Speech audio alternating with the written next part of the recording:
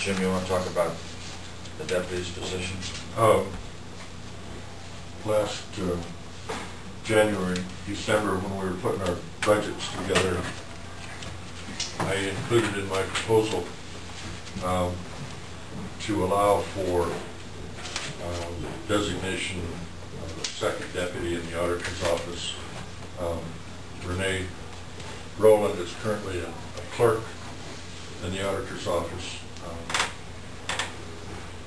Most of her work originally centered around drainage and real estate.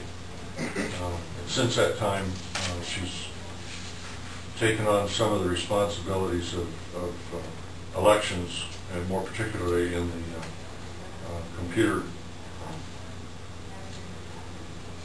oversight, I guess you'd call that.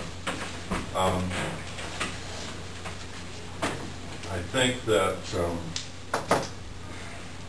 as I've watched Renee learn the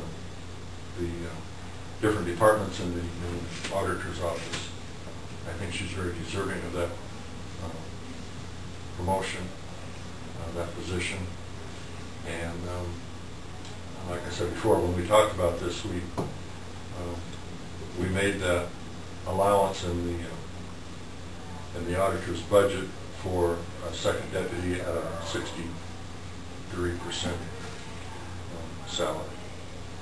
So I guess I'm requesting that designation at this point in time to be effective July 1st.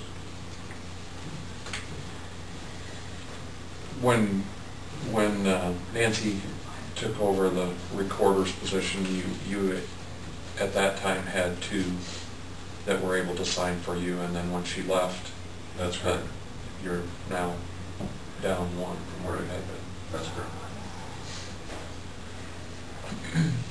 Are you anticipating getting a clerk, another person in there? I'd like to look for,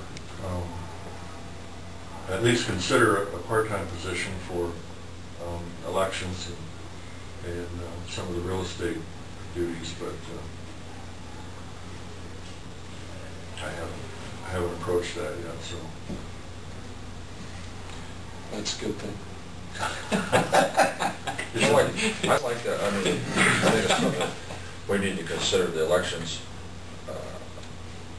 you know, I don't know why there aren't as many people living here as there used to be, but there's more paperwork, there's more absentee ballots, and the workload of the elections is,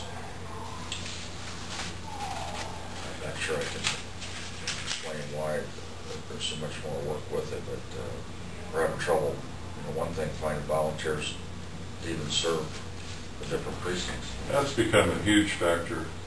We actually had to put an ad in the paper this year looking for extra help to man all of our precincts. This is the first time that we, in a primary or general election, that we've used poll workers from outside that voting precinct. We had to import them from different parts of the counties.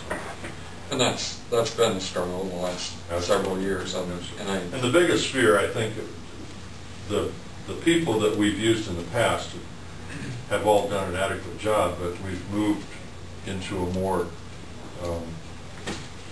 computer-generated line of equipment, and a lot of the experienced poll workers aren't real comfortable with that.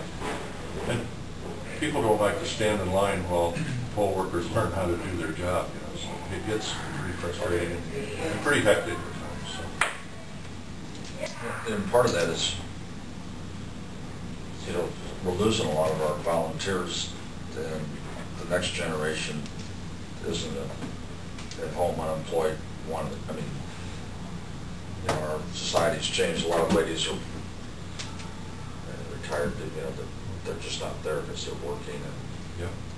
So this, I don't know. We're not going to solve it today, but I think it's something we've got to stay on top of. You know, it relates to the complexity of that job. If we can find, you know, a skilled person in the county that wanted to come in on a part-time basis just for a elections, I think it's something to work with. Would help a lot. With that and sick days, because if anybody gets sick, we don't have anybody in the office, and we're borrowing people from down the hall, everything, just to sit there to answer the phone. Yeah.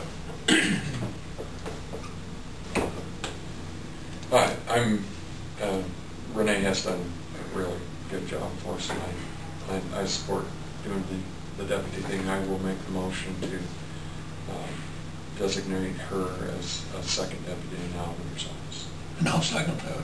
Motion's been made and seconded to make Renee Rowland second deputy in the auditor's office. All those in favor say aye. Aye. Aye. Those opposed say nay. Motion carried.